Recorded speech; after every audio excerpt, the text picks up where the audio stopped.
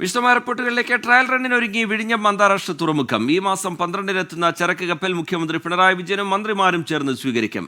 കേന്ദ്ര തുറമുഖ വകുപ്പ് മന്ത്രി സർബാനന്ദ് സോനോവാൾ മുഖ്യാതിഥിയാകും. തുറമുഖത്ത് സ്ഥാപിച്ചിട്ടുള്ള ക്രെയിനുകൾ ഉപയോഗിച്ച് മദർഷിപ്പിലെ കണ്ടെയ്നറുകൾ മാറ്റിയാണ് ട്രയൽ റൺ നടത്തുന്നത്. 1500 കണ്ടെയ്നറുകളാണ് മദർഷിപ്പിലുള്ളത്. 800 മീറ്റർ നീളമുള്ള ബെർത്തിലെ 400 മീറ്റർ പ്രവർത്തന സജ്ജമായി കഴിഞ്ഞു. 2960 മീറ്റർ പുലിമുട്ട് നിർമ്മാണവും പൂർത്തിയായി. സംരക്ഷണ ഭിത്തിയുടെ നിർമ്മാണം പുരോഗമിക്കുകയാണ്. തുറമുഖത്തെ ദേശീയപാതയുമായി ബന്ധിപ്പിക്കുന്ന 1.7 കിലോമീറ്റർ നീളമുള്ള 4-വരിപ്പാതയുടെ ആദ്യ 600 മീറ്റർ നിർമ്മിച്ചു. ബാക്കി റോഡിന്റെ നിർമ്മാണം പുരോഗമിക്കുകയാണ്. മന്ത്രി VN വാസവന്റെ നേതൃത്വത്തിൽ ചേർന്ന സംഘാടക സമിതി യോഗം ഒരുക്കങ്ങൾ വിലയിരുത്തി. ലോകമാകെ ഉറ്റുനോക്കുന്ന വിഴിഞ്ഞം അന്താരാഷ്ട്ര തുറമുഖം ട്രയൽ റണ്ണിലേക്ക് കിടക്കുകയാണ്. 11-ാം തീയതിയോടുകൂടി ഷിപ്പ് എത്തിച്ചേരും. 12-ാം തീയതി ട്രയൽ റൺ ഇവിടെ ഉദ്ഘാടനം ചെയ്യപ്പെടും. ഇതോടുകൂടി നമ്മൾ നേരത്തെ പ്രഖ്യാപിച്ചിരുന്നതുപോലെ ജൂൺ മാസം അല്ലെങ്കിൽ ജൂലൈ മാസം ആദ്യം ട്രയൽ റൺ നടക്കും എന്ന നമ്മുടെ ലക്ഷ്യം സാക്ഷാത്കരിക്കപ്പെടും. തുടർന്ന് ഈ വർഷം തന്നെ നമ്മുടെ പോർട്ട് കമ്മീഷൻ ചെയ്യാൻ കഴിയും. തുറമുഖത്തേക്കുള്ള റെയിൽവേ കണക്ടിവിറ്റിക്കായി തയ്യാറാക്കിയ പുതിയ പദ്ധതി റെയിൽവേ മന്ത്രാലയം അംഗീകരിച്ചു കഴിഞ്ഞു. കൊങ്കൺ റെയിൽവേക്കാണ് നിർമ്മാണ ചുമതല. 2 വർഷം കൊണ്ട് നിർമ്മാണം പൂർത്തിയാക്കാൻ കഴിയുമെന്നാണ് പ്രതീക്ഷ. വിഴിഞ്ഞം നാവായിക്കുളം റിംഗ് പദ്ധതിക്കുള്ള സ്ഥലമേറ്റെടുപ്പ് തുടങ്ങിയതായും മന്ത്രി അറിയിച്ചു. ട്രയൽ റൺ വിജയകരമായി പൂർത്തിയാക്കുകയാണെങ്കിൽ ഈ വർഷം അവസാനത്തോടെ വിഴിഞ്ഞം അന്താരാഷ്ട്ര തുറമുഖം കമ്മീഷൻ ചെയ്യും. അജീഷ് ജയകുമാർ, 24, തിരുവനന്തപുരം. LDF-ൽ പുതിയ പോർമുഖം തുറന്ന് SFI വിവാദം. SFIക്കെതിരായ CPI സംസ്ഥാന സെക്രട്ടറി ബിനോയ് വിശ്വത്തിന്റെ വിമർശനത്തെ CPIM നേതാക്കൾ ഇന്നലെ പരസ്യമായി തള്ളി. ബിനോയ് വിശ്വത്തിന്റെ വിമർശനത്തോടുള്ള SFIയുടെ പ്രതികരണത്തിനെതിരെ AISF രംഗത്തെത്തി. പൂക്കോട് സർവകലാശാലയിലെ വിദ്യാർത്ഥി സിദ്ധാർത്ഥന്റെ മരണം SFIയെ വലിയ പ്രതിരോധത്തിലാക്കിയിരുന്നു. പിന്നാലെ തുടരെ ചെറുതും വലുതുമായ വിവാദങ്ങൾ. സർവകലാശാല കലോത്സവം അലങ്കോലമാക്കിയതിന്റെ പഴിയും SFIയുടെ മേൽ പതിച്ചു. ഒരിടവേളയ്ക്ക് ശേഷം ഗുരുദേവ കോളേജിലെ സംഘർഷത്തിലും കാര്യവട്ടത്തെ വിദ്യാർത്ഥി സംഘർഷത്തിലും SFIക്ക് കൈപൊള്ളി. ഇത്തവണ അത് വിദ്യാർത്ഥി സംഘടനകൾ തമ്മിലുള്ള പോരിനപ്പുറം മുന്നണിയിൽ പുതിയ കലാപക്കൊടി ഉയർത്തി. SFIയെ നിലയ്ക്ക് നിർത്തിയില്ലെങ്കിൽ തിരിച്ചടിയാകുമെന്ന CPIയുടെ വിലയിരുത്തലിലായിരുന്നു ബിനോയ് വിശ്വത്തിന്റെ തുറന്ന വിമർശനം. എന്നാൽ CPIയുടെ വിമർശനങ്ങളെ പാടെ എതിർത്ത് CPIMന്റെ മുതിർന്ന നേതാവ് AK ബാലൻ രംഗത്തെത്തി. CPIM സംസ്ഥാന സെക്രട്ടറി MV ഗോവിന്ദന്റെ പ്രതികരണം മയപ്പെടുത്തിയായിരുന്നു. SFIയെ പിന്തുണച്ചെങ്കിലും CPIയെ പൂർണ്ണമായി തള്ളിയില്ല. പിന്നാലെ AISFും നിലപാട് കടുപ്പിച്ചു. ബിനോയ് വിശ്വത്തെ ചരിത്രം പഠിപ്പിക്കാൻ SFI വളർന്നിട്ടില്ലെന്നായിരുന്നു കടുത്ത ഭാഷയിലെ വിമർശനം. ലോക്സഭാ തെരഞ്ഞെടുപ്പിന് പിന്നാലെ ഇടതുമുന്നണിയിൽ ഭരണവിരുദ്ധ വികാരമടക്കമുള്ള വിഷയങ്ങൾ ഉയർത്തിക്കൊണ്ട് CPIMനെതിരെ വിമർശനം തൊടുത്തുവിട്ടിരുന്നു. പിന്നാലെയാണ് CPIMന്റെ വിദ്യാർത്ഥി സംഘടനയ്ക്കെതിരെ സംസ്ഥാന സെക്രട്ടറിയുടെ കടുത്ത വിമർശനം. ഈ രീതിയിൽ പോയാൽ സംഘടനയെ ശക്തമായി വിമർശിക്കണമെന്ന് തന്നെയാണ് CPIയുടെ നിലപാട്. CPIക്ക് മേൽ AIYFന്റെ ശക്തമായ സമ്മർദ്ദവുമുണ്ട്. 24, തിരുവനന്തപുരം. പത്തനംതിട്ടയിൽ BJP വിട്ട കാപ്പ പ്രതിയെ പാർട്ടിയിലേക്ക് മാലയിട്ട് സ്വീകരിച്ച് CPIM. 20ഓളം ക്രിമിനൽ കേസുകളിൽ പ്രതിയായ മലയാലപ്പുഴ സ്വദേശി ശരൺ ചന്ദ്രനെയാണ് CPIM ജില്ലാ സെക്രട്ടറി KP ഉദയഭാനു പാർട്ടിയിലേക്ക് സ്വീകരിച്ചത്. ഇന്നലെ വൈകിട്ട് കുമ്പഴയിൽ നടന്ന പരിപാടി ഉദ്ഘാടനം ചെയ്തത് ആരോഗ്യമന്ത്രി വീണ ജോർജാണ്. സ്ത്രീകൾക്കെതിരായ അതിക്രമക്കേസിൽ ഉൾപ്പെടെ പ്രതിയാണ് ശരൺ. മലയാലപ്പുഴയിലെ CPIM പ്രവർത്തകരുമായും നിരവധി തവണ സംഘർഷത്തിലേർപ്പെട്ടിട്ടുണ്ട്. ശരൺ ചന്ദ്രൻ അടക്കം 50ഓളം RSS പ്രവർത്തകരാണ് CPIMൽ ചേർന്നത്. കൊല്ലത്ത് AISFൽ കൊഴിഞ്ഞുപോക്ക്. സംഘടന വിട്ടവർ SFIയിൽ ചേർന്നു. SFIക്കെതിരെ CPIയും AISFും വിമർശനം കടുപ്പിച്ച സാഹചര്യത്തിലാണ് പ്രവർത്തകരുടെ ചുവടുമാറ്റം. SFI ജനാധിപത്യ ബോധമുള്ള സംഘടനയാണെന്ന് AISF വിട്ടവർ പ്രതികരിച്ചു. SFIക്കകത്ത് ആവശ്യമായ തിരുത്തൽ വേണം. SFIയെ ഇല്ലാതാക്കാൻ വേണ്ടിയല്ല, ശക്തിപ്പെടുത്താൻ വേണ്ടിയാണ്. ഉറച്ച അഭിപ്രായമാണ്. SFI വിരോധമല്ല. പിന്നെ ബാലൻ ഞാനും തമ്മിൽ അങ്ങോട്ടും ഇങ്ങോട്ടും പരസ്പരം അറിയാം, നല്ലവണ്ണം അറിയാം. എന്തെല്ലാം ബാലൻ എങ്ങനെയെല്ലാം പറഞ്ഞാലും അതിനകത്ത് ഞാൻ പ്രകോപിതനാവില്ല. എനിക്കിത് പറയാനുള്ളൂ. CPI സംസ്ഥാന സെക്രട്ടറിയുടെ വിമർശനങ്ങൾക്ക് പിന്നാലെയാണ് AISFന്റെ ശക്തി കേന്ദ്രമായ കൊല്ലത്ത് നിന്ന് ജില്ലാ നേതാക്കളടക്കം SFIയിൽ ചേക്കേറിയത്.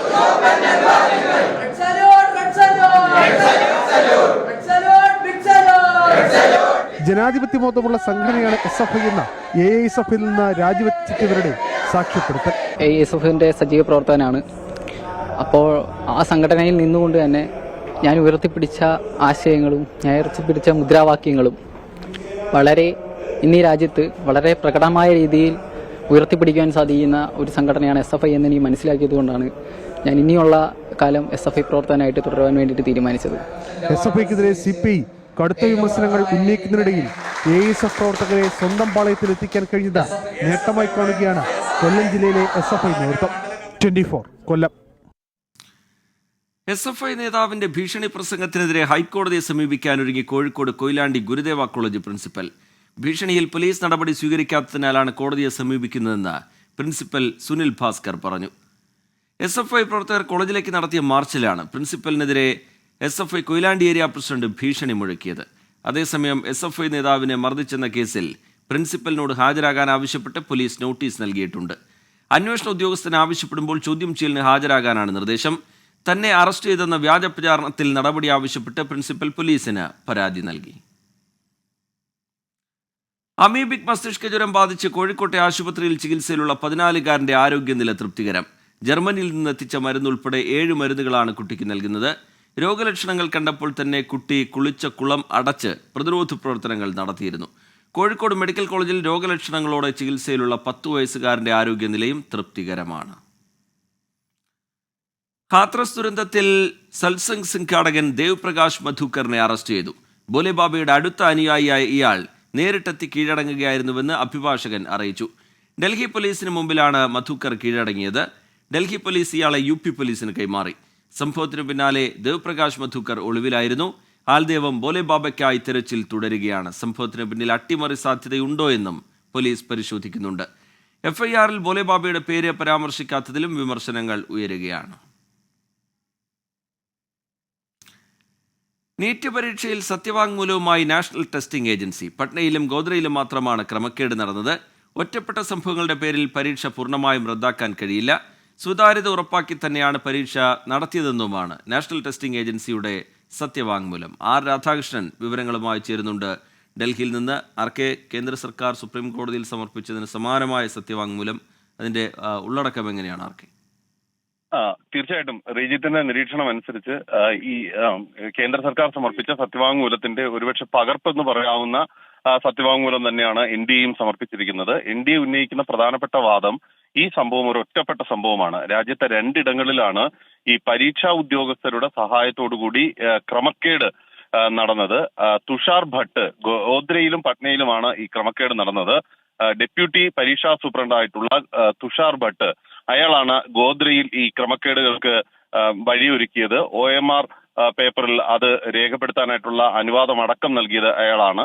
പട്നയിലും സമാനമായിട്ടുള്ള സാഹചര്യമാണ് ഉണ്ടായത്. രാജ്യത്തെ മറ്റിടങ്ങളിൽ സംഭവിച്ചത് ഒറ്റപ്പെട്ട ആൾമാറാട്ടം ആണെന്നും ഇത് അപ്പോൾ തന്നെ പരീക്ഷാ അധികൃതർ കണ്ടുപിടിച്ചിരുന്നു എന്നുമാണ് ഇപ്പോൾ NDA വ്യക്തമാക്കിയിരിക്കുന്നത്. ഈ 2 ഇടങ്ങളിലെ സംഭവത്തിന്റെ അടിസ്ഥാനത്തിൽ പരീക്ഷ പൂർണ്ണമായിട്ടും റദ്ദാക്കുന്നത് മുൻപ് സുപ്രീം കോടതി പല കേസുകളിലും പുറപ്പെടുവിച്ചിട്ടുള്ള ഉത്തരവുകൾക്ക് എതിരായി വരും. ഏതെങ്കിലും ഒരു സാഹചര്യത്തിൽ ഈ പരീക്ഷയുടെ സുതാര്യത ചോദ്യം ചെയ്യപ്പെട്ടിട്ടില്ല. പരീക്ഷ നടന്നത് വളരെ കൃത്യമായിട്ട് തന്നെയാണ്.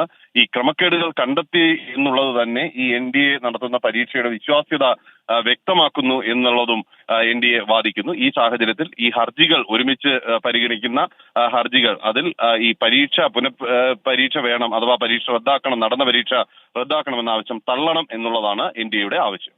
ശരി, R രാധാകൃഷ്ണൻ വിവരങ്ങൾ നൽകുകയായിരുന്നു ഡൽഹിയിൽ നിന്ന്. ഉപരാഷ്ട്രപതി ഡോക്ടർ ജഗ്ദീപ് ധൻകർ ഇന്ന് തിരുവനന്തപുരത്തെത്തും. 2 ദിവസത്തെ സന്ദർശനത്തിനായാണ് കേരളത്തിലെത്തുന്നത്. Indian institute of space science and ടെക്നോളജിയിലെ 12ാമത് ബിരുദദാന ചടങ്ങിൽ മുഖ്യാതിഥിയായി പങ്കെടുക്കും. ഭാര്യ സുദേശ് ധൻകറും ഒപ്പമുണ്ടാകും. ഇന്ന് രാവിലെ 10:55 വ്യോമസേനയുടെ പ്രത്യേക വിമാനത്തിലെത്തുന്ന ഉപരാഷ്ട്രപതി സംസ്ഥാന സർക്കാരിന്റെ ഔദ്യോഗിക സ്വീകരണത്തിന് ശേഷം വലിയ മലയിലെ IISTയിലേക്ക് പുറപ്പെടും. 11:30 ബിരുദദാനം. തിരുവനന്തപുരത്ത് നഗരത്തിലും നെടുമങ്ങാടും പോലീസ് ഗതാഗത നിയന്ത്രണം ഏർപ്പെടുത്തിയിട്ടുണ്ട്. ഉച്ചകഴിഞ്ഞ് 3 മണിയോടെ ഹെലികോപ്റ്ററിൽ കൊല്ലത്തേക്ക് പോകും. കൊല്ലം നഗരത്തിലും അനുബന്ധ റോഡുകളിലും ഗതാഗത നിയന്ത്രണം ഉണ്ടായിരിക്കുമെന്ന് പോലീസ് അറിയിച്ചിട്ടുണ്ട്. സ്വകാര്യ സന്ദർശനത്തിനായാണ് ഉപരാഷ്ട്രപതി കൊല്ലത്തെത്തുന്നത്. പൊതുപരിപാടികൾ ഒന്നുമില്ല. ഞായറാഴ്ച രാവിലെ 9:45 തിരുവനന്തപുരം വിമാനത്താവളത്തിൽ നിന്ന് ഡൽഹിയിലേക്ക് മടങ്ങും. എറണാകുളം മഴുവന്നൂർ സെന്റ് തോമസ് യാക്കോബായ പള്ളി ഓർത്തഡോക്സ് വിഭാഗത്തിന് കൈമാറണമെന്ന ഹൈക്കോടതി വിധി നടപ്പാക്കാൻ റവന്യൂ ഉദ്യോഗസ്ഥരും പോലീസും ഇന്ന് പള്ളിയിലെത്തിയേക്കും. കഴിഞ്ഞ മാസം വിധി നടപ്പാക്കാൻ ശ്രമിച്ചപ്പോൾ യാക്കോബായ വിഭാഗത്തിന്റെ പ്രതിഷേധം കാരണം പോലീസിന് മടങ്ങേണ്ടി വന്നു. വിധി നടപ്പിലാക്കാത്തതിനാൽ കോടതിയിൽ നിന്ന് വലിയ വിമർശനമാണ് നേരിട്ടത്. പള്ളി വിട്ടു നൽകില്ല എന്നും പിടിച്ചെടുക്കാൻ നോക്കിയാൽ പ്രതിരോധിക്കും എന്നുമാണ് യാക്കോബായ വിഭാഗത്തിന്റെ നിലപാട്. കോട്ടയത്ത് ആകാശപാതയെ ചൊല്ലി രാഷ്ട്രീയ പോര് രൂക്ഷമാവുകയാണ്. പദ്ധതി നടപ്പാക്കാത്തതിൽ പ്രതിഷേധിച്ച് UDF ഇന്ന് ഉപവാസ സമരം നടത്തും. രാവിലെ 10 മണി മുതൽ വൈകിട്ട് 6 മണി വരെയാണ് സമരം. MLA-മാരും MP-മാരും പങ്കെടുക്കുന്ന ഉപവാസ സമരം രമേശ് ചെന്നിത്തല ഉദ്ഘാടനം ചെയ്യും. CPIM-ഉം ഇന്ന് പ്രതിഷേധ പരിപാടി സംഘടിപ്പിച്ചിട്ടുണ്ട്. അശാസ്ത്രീയ നിർമ്മാണം ആരോപിച്ച് ആകാശപാത ഇരിക്കുന്ന സ്ഥലത്തേക്ക് മാർച്ചും ധർണയും നടത്തും.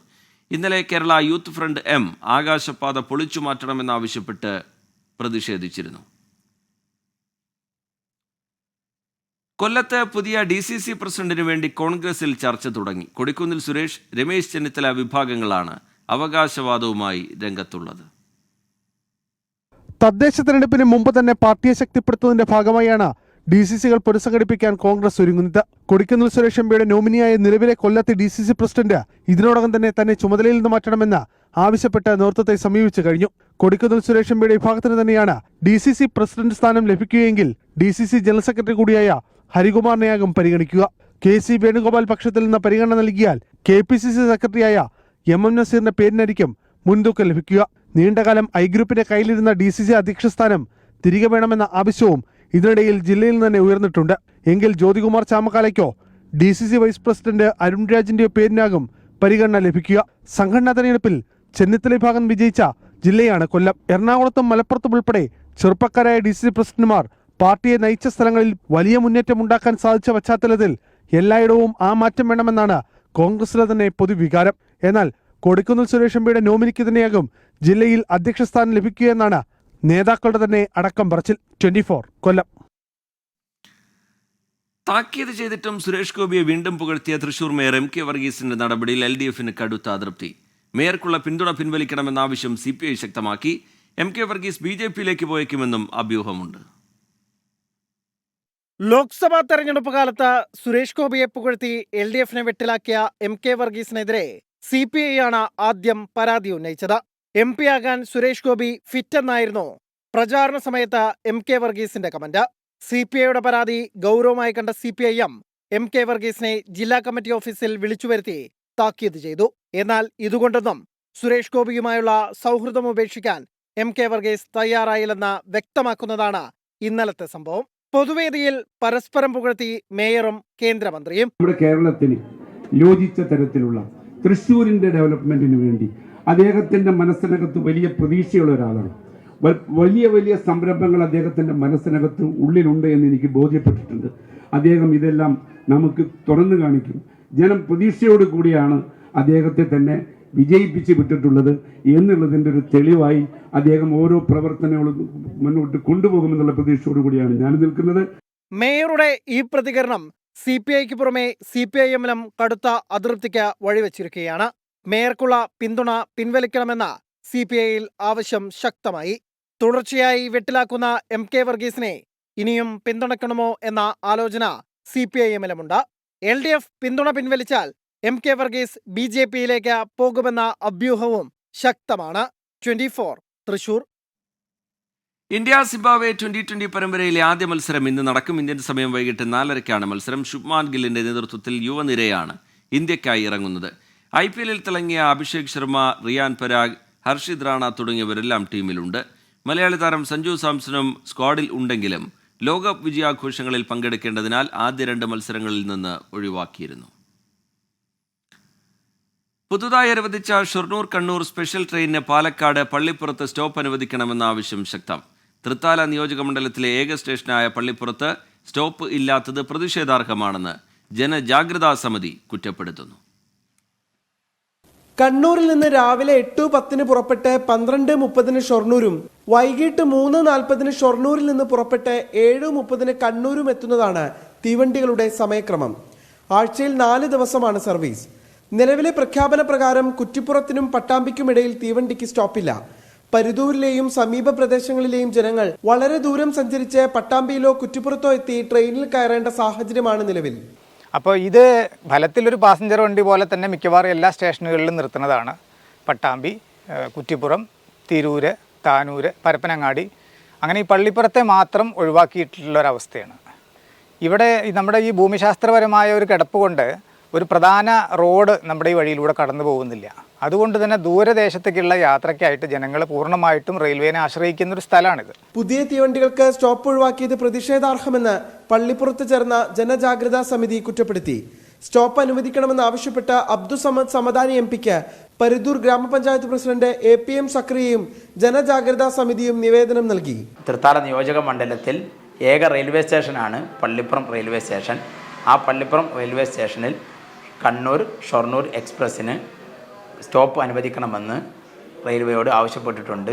അതുപോലെ തന്നെ നമ്മുടെ MP ബഹുമാന്യനായ അബ്ദുസമദ് സമദാനിയോടും റെയിൽവേയോട് ഈ വിഷയം അവതരിപ്പിക്കുന്നതിന് വേണ്ടി ആവശ്യപ്പെട്ടിട്ടുണ്ട്. 2 ലക്ഷത്തിലധികം ജനസംഖ്യയുള്ള തൃത്താല നിയോജക മണ്ഡലത്തിലെ ഏക റെയിൽവേ സ്റ്റേഷനായ പള്ളിപ്പുറത്ത് നിന്ന് പ്രതിദിനം 100 കണക്കിന് യാത്രക്കാരാണ് ട്രെയിനിനെ ആശ്രയിക്കുന്നത്. വിഷയത്തിൽ റെയിൽവേയുടെ ഭാഗത്തു നിന്ന് അനുകൂല നടപടി ഉണ്ടാകുമെന്ന പ്രതീക്ഷയിൽ കാത്തിരിക്കുകയാണ് നാട്ടുകാർ. 24 പാലക്കാട്. കെട്ടിടത്തിന് കൃത്യമായി നികുതി സ്വീകരിക്കും, പക്ഷേ കെട്ടിട നമ്പർ നൽകില്ല. കാസർഗോഡ് തൃക്കരിപ്പൂർ ഗ്രാമപഞ്ചായത്തിനെതിരെയാണ് ഇളമ്പച്ചി സ്വദേശി ബാലന്റെ പരാതി. അനധികൃത നിർമ്മാണമെന്ന് പറഞ്ഞാണ് അധികൃതർ കെട്ടിട നമ്പർ നിഷേധിക്കുന്നത്. 2014 ബാലൻ വീടിനടുത്ത് കടമുറി നിർമ്മിക്കാൻ തൃക്കരിപ്പൂർ പഞ്ചായത്തിൽ അപേക്ഷ നൽകിയത്. സ്ഥലം പരിശോധിച്ച പഞ്ചായത്ത് അധികൃതർ നിർമ്മാണാനുമതി നൽകി. ബാങ്കിൽ നിന്ന് വായ്പയെടുത്ത് 2019 കെട്ടിട നിർമ്മാണം പൂർത്തിയാക്കി. ഇതിനുശേഷമാണ് റെയിൽവേ ലൈനിൽ നിന്ന് കൃത്യമായ അകലം പാലിക്കുന്നില്ലെന്ന് കാണിച്ച് തൃക്കരിപ്പൂർ ഗ്രാമപഞ്ചായത്ത് കെട്ടിട നമ്പർ നിഷേധിച്ചത്. സ്ഥലപരിശോധന നടത്തിയ ഉദ്യോഗസ്ഥൻ റെയിൽവേ അതിർത്തിയിൽ നിന്ന് കെട്ടിടം 30 മീറ്റർ അകലം പാലിക്കുന്നതായി റിപ്പോർട്ട് നൽകിയെന്ന് ബാലൻ. സമീപത്തെ എല്ലാ കെട്ടിടങ്ങൾക്കും നമ്പർ അനുവദിച്ചിട്ടും തന്നെ മാത്രം മാറ്റി നിർത്തുന്നത് മനഃപൂർവ്വമാണെന്നും പരാതി. 2014 ഞാൻ കെട്ടിടം നിർമ്മിക്കാനായിട്ട് പഞ്ചായത്തിൽ പെർമിറ്റിന് അപേക്ഷിച്ചിട്ട് എനിക്ക് ആ പെർമിറ്റ് തന്നിരുന്നു. പിന്നെ അത് കാലാവധി തീർന്നതുകൊണ്ട് രണ്ടാമത് പുതുക്കിയിട്ട് തന്നിരുന്നു. പിന്നെ 2019 പണി പൂർത്തിയായിട്ട് നമ്പറിന് അപേക്ഷിച്ചു. അതിന് കുറച്ച് ദിവസം കഴിഞ്ഞിട്ടാണ് അവർ പറഞ്ഞത് കുറച്ച് സാങ്കേതികമായിട്ടുള്ള തകരാറുണ്ട്, ഇപ്പം തരാൻ പറ്റില്ല. കെട്ടിടം ഉൾപ്പെടുന്ന സ്ഥലം റെയിൽവേയുടെ പരിധിയിൽ വരുന്നതാണെന്നും പഞ്ചായത്തിന് തെറ്റിദ്ധരിപ്പിച്ച് ബിൽഡിംഗ് പെർമിറ്റ് വാങ്ങിയതാണെന്നുമാണ് പഞ്ചായത്തിന്റെ നിലപാട്. എന്നാൽ കെട്ടിട നികുതി കൃത്യമായി സ്വീകരിക്കുന്നുമുണ്ട്.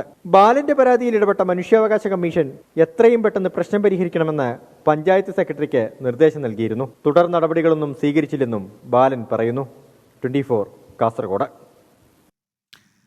AKG സെന്റർ ആക്രമണക്കേസിലെ 2ാം പ്രതി സുഹൈൽ ഷാജഹാന്റെ ജാമ്യാപേക്ഷയിൽ കോടതി ഇന്ന് വിശദമായ വാദം കേട്ട് വിധി പറയും. Thiruvananthapuram judicial first class magistrate കോടതി 3 ജാമ്യ ഹർജി പരിഗണിക്കുക. ആക്രമണത്തിന്റെ മുഖ്യ സൂത്രധാരൻ സുഹൈലാണെന്നും പ്രതി അന്വേഷണവുമായി സഹകരിക്കുന്നില്ല എന്നുമാണ് പ്രോസിക്യൂഷന്റെ വാദം. കൃത്യം നടക്കുന്ന സമയത്ത് പ്രതി ഗൂഢാലോചനയ്ക്ക് ഉപയോഗിച്ച മൊബൈൽ ഫോൺ അടക്കം കണ്ടെത്താനുണ്ടെന്ന് പോലീസും കോടതിയെ അറിയിക്കും. കസ്റ്റഡി കാലാവധി കഴിഞ്ഞ് കോടതിയിൽ ഹാജരാക്കവേ ദേഹാസ്വാസ്ഥ്യം അനുഭവപ്പെട്ട സുഹൈൽ നിലവിൽ തിരുവനന്തപുരം മെഡിക്കൽ കോളേജിൽ ചികിത്സയിലാണ്. ആരോഗ്യ പ്രശ്നം ഉൾപ്പെടെ പ്രതിഭാഗവും കോടതിയിൽ ചൂണ്ടിക്കാട്ടും. ആന്ധ്രാപ്രദേശ് മുഖ്യമന്ത്രി N. ചന്ദ്രബാബു നായിഡു തെലങ്കാന മുഖ്യമന്ത്രി രേവന്ത് റെഡ്ഡിയുമായി ഹൈദരാബാദിൽ ഇന്ന് കൂടിക്കാഴ്ച നടത്തും.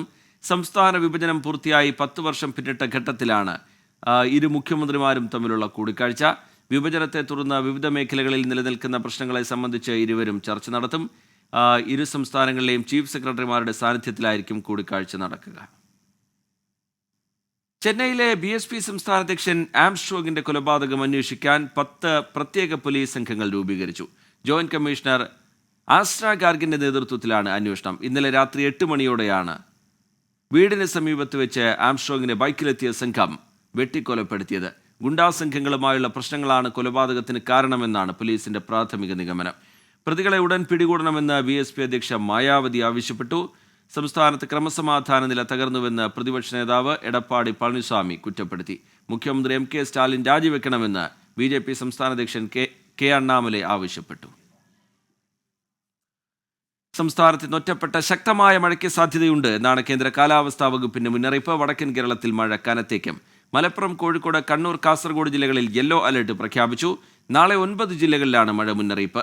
മലയോര മേഖലയിൽ മഴയ്ക്കൊപ്പം ശക്തമായ കാറ്റിനും ഇടിമിന്നലിനും സാധ്യതയുണ്ട്. പൊതുജനങ്ങൾ ജാഗ്രത പാലിക്കണമെന്ന് ദുരന്ത നിവാരണ അതോറിറ്റി വ്യക്തമാക്കി. കേരള, കർണാടക, ലക്ഷദ്വീപ് തീരങ്ങളിൽ മീൻപിടുത്തത്തിന് തടസ്സമില്ല. കേരള, തമിഴ്നാട് തീരങ്ങളിൽ ഉയർന്ന തിരമാലയ്ക്കും കടലാക്രമണത്തിനും സാധ്യതയുള്ളതിനാൽ മത്സ്യത്തൊഴിലാളികളും തീരദേശവാസികളും ജാഗ്രത പാലിക്കണം. അൽ മുക്താദിർ ജ്വല്ലറി ഗ്രൂപ്പിന്റെ ഗോൾഡ് ബുള്ളിയൻ ഷോറൂം കൊല്ലം കരുനാഗപ്പള്ളിയിൽ പ്രവർത്തനം തുടങ്ങി. അൽ മുക്താദിർ ഗ്രൂപ്പ് സ്ഥാപക ചെയർമാൻ ഡോക്ടർ മുഹമ്മദ് മൻസൂർ അബ്ദുൽ സലാമും all India Muslim personal law board അംഗം അബ്ദുൽ ഷുക്കൂർ മൗലവിയും ചേർന്ന് ഉദ്ഘാടനം നിർവഹിച്ചു. ചടങ്ങിൽ Ramzan Eid big offer season 1 വിജയിക്ക് കാർ സമ്മാനിച്ചു.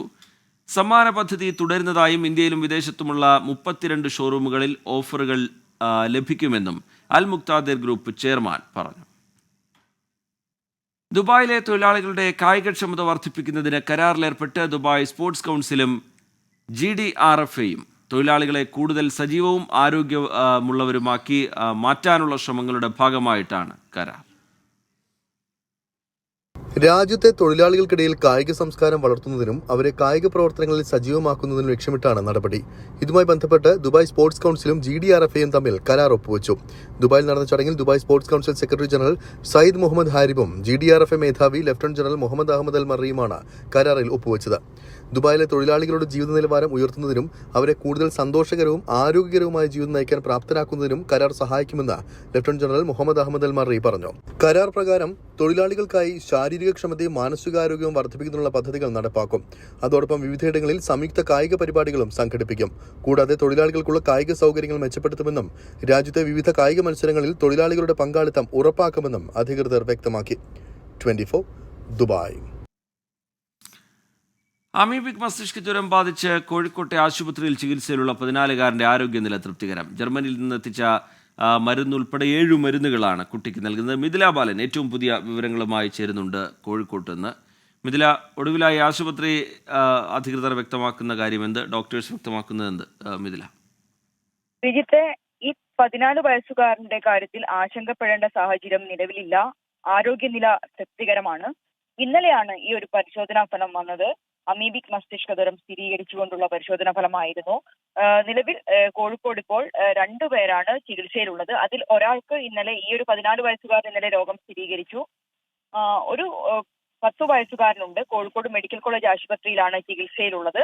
ഈ കുട്ടിയുടെ പരിശോധനാ ഫലം വരാനുണ്ട്. ഈ കുട്ടിയുടെയും ആരോഗ്യനില തൃപ്തികരമാണ്. നേരത്തെ സൂചിപ്പിച്ചതുപോലെ തന്നെ ജർമ്മനിയിൽ നിന്ന് എത്തിച്ച ഒരു മരുന്ന് ഉൾപ്പെടെ 7 മരുന്നുകളാണ് ഇപ്പോൾ നൽകിക്കൊണ്ടിരിക്കുന്നത്. മരുന്നുകളോട് കൃത്യമായി തന്നെ ഈ കുട്ടി പ്രതികരിക്കുന്നുണ്ട്. ഇതിൽ ഏറ്റവും ആശ്വാസകരം എന്നത് ഇത്തരത്തിലുള്ള ഒരു രോഗലക്ഷണങ്ങൾ, തലവേദനയും മറ്റ് രോഗലക്ഷണങ്ങളും പ്രകടമായ ഉടൻ തന്നെ ചികിത്സ നേടാൻ ഈ കുട്ടിക്ക് കഴിഞ്ഞു എന്നത് തന്നെയാണ് ഈ ഒരു 14 വയസ്സുകാരന്റെ കാര്യത്തിൽ ഏറ്റവും ആശ്വാസകരം. ശരി, മിഥില ബാലൻ വിവരങ്ങൾ നൽകുകയായിരുന്നു കോഴിക്കോട്ട് നിന്ന്. എന്തായാലും ചികിത്സയിലുള്ള കുട്ടിയുടെ ആരോഗ്യനില ആശ്വാസകരമാണ് എന്നുള്ളതാണ് ഡോക്ടേഴ്സ് നൽകുന്ന വിവരം. പാലക്കാട് ഉപതെരഞ്ഞെടുപ്പിന് പ്രചാരണ പ്രവർത്തനങ്ങൾക്ക് തുടക്കമിട്ട് BJP. കേരളത്തിൽ നിന്നുള്ള കേന്ദ്രമന്ത്രിമാരെ അനുമോദിക്കാൻ സംഘടിപ്പിച്ച പൊതുയോഗത്തിൽ മണ്ഡലത്തിലെ സാധ്യതകളെക്കുറിച്ച് നേതാക്കൾ വാചാലരായി. ശോഭാ സുരേന്ദ്രൻ സ്ഥാനാർത്ഥിയാകുമെന്ന സൂചനയും ശക്തമാണ്. തൃശ്ശൂർ എനിക്ക് വേണം, ഈ തൃശ്ശൂർ നിങ്ങൾ എനിക്ക് തരണം, എന്നിട്ടേ ഞാൻ പറഞ്ഞുള്ളൂ ഈ തൃശ്ശൂർ ഞാൻ ഇങ്ങെടുക്കുക. പക്ഷെ പാലക്കാട് നിന്ന് എനിക്കത് മാറ്റി പറയേണ്ടി വരും. നിങ്ങൾ എനിക്ക് പാലക്കാട് തന്നോളൂ, ഈ കേരളം ഞങ്ങൾ ഇങ്ങെടുക്കും.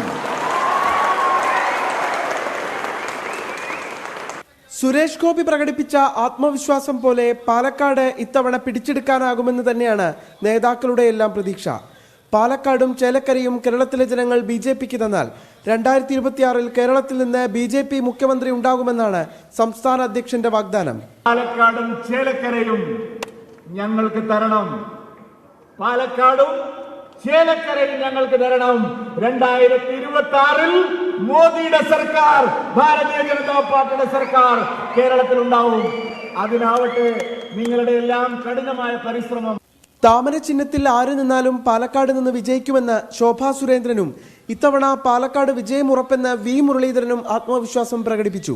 പാലക്കാട്ടേക്ക് BJP കേന്ദ്ര നേതൃത്വം ശോഭാ സുരേന്ദ്രനെ പരിഗണിക്കുന്നുവെന്നാണ് ലഭ്യമാകുന്ന സൂചനകൾ.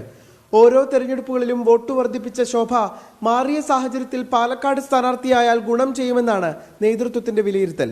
അകൽച്ചയിലായിരുന്ന K സുരേന്ദ്രനെയും V മുരളീധരനെയും പുകഴ്ത്തിയായിരുന്നു ശോഭയുടെ വേദിയിലെ പ്രസംഗമെന്നതും ശ്രദ്ധേയം. ശോഭയ്ക്ക് പുറമെ C കൃഷ്ണകുമാർ, സന്ദീപ് വാര്യർ, കുമ്മനം എന്നിവരാണ് നേതൃത്വത്തിന്റെ പരിഗണനയിലുള്ള മറ്റുള്ളവർ. 24 പാലക്കാട്. മലപ്പുറം എടപ്പാളിൽ കരാർ തൊഴിലാളികളെ മർദ്ദിച്ചെന്ന പരാതിയിൽ വിശദീകരണവുമായി CITU. സംഘർഷമുണ്ടായിട്ടില്ല എന്ന് ചുമട്ടുതൊഴിലാളി യൂണിയൻ മലപ്പുറം ജില്ലാ പ്രസിഡന്റ് MB ഫൈസൽ പറഞ്ഞു. കരാർ തൊഴിലാളികളുമായി സംസാരിച്ച് മടങ്ങുമ്പോഴാണ് ഒരാൾ വീണ് കിടക്കുന്നത് കണ്ടത്. ഇയാളെ ആശുപത്രിയിൽ എത്തിച്ചത് CITU പ്രവർത്തകരാണെന്നും MB ഫൈസൽ 24-നോട് പറഞ്ഞു. പ്രഭാത വാർത്ത പൂർത്തിയാവുകയാണ്.